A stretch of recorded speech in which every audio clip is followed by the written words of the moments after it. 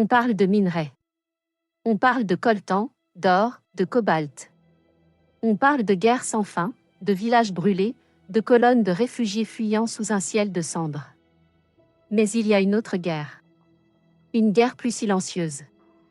Une guerre que l'on filme rarement. On parle peu de la traite des êtres humains. On parle encore moins du trafic d'organes. Dans les zones de conflit, des familles congolaises fuient les balles, les milices, les massacres. Elles cherchent un refuge. Un pays sûr. Une promesse de paix. Et parfois, cette promesse devient un piège.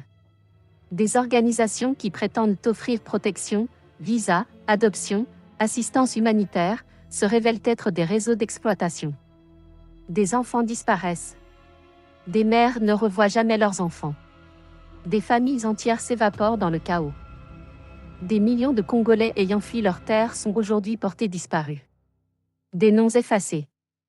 Des visages oubliés. Même dans des villes relativement épargnées par les combats, comme Kinshasa, un autre marché prospère dans l'ombre, le trafic d'enfants et le trafic d'organes de Congolais tués rapidement dans des hôpitaux étrangers. Derrière des façades d'organisation de protection de l'enfance, de défense des femmes ou d'aide aux familles vulnérables, certains réseaux exploitent la détresse pour recruter, vendre, déplacer. En Belgique, Juliette Mpemba a été condamnée à 14 ans de prison pour trafic d'enfants congolais sous couvert d'adoption.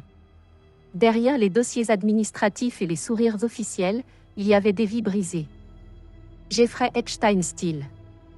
À l'est du pays, au cœur des territoires meurtris par la guerre, un autre nom circule dans les témoignages, Denis Mukwege, un médecin de profession, accusé par certains survivants d'implication dans un trafic d'organes.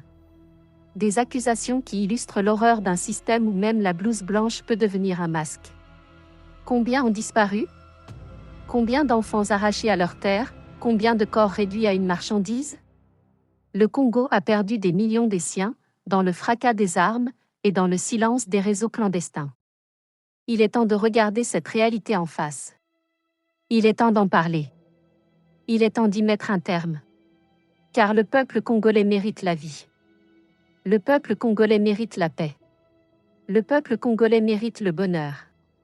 Il mérite de vivre libre, sur sa propre terre. La terre de ses ancêtres. Bienvenue à Libanda, le mouvement des jeunes Congolais radicaux.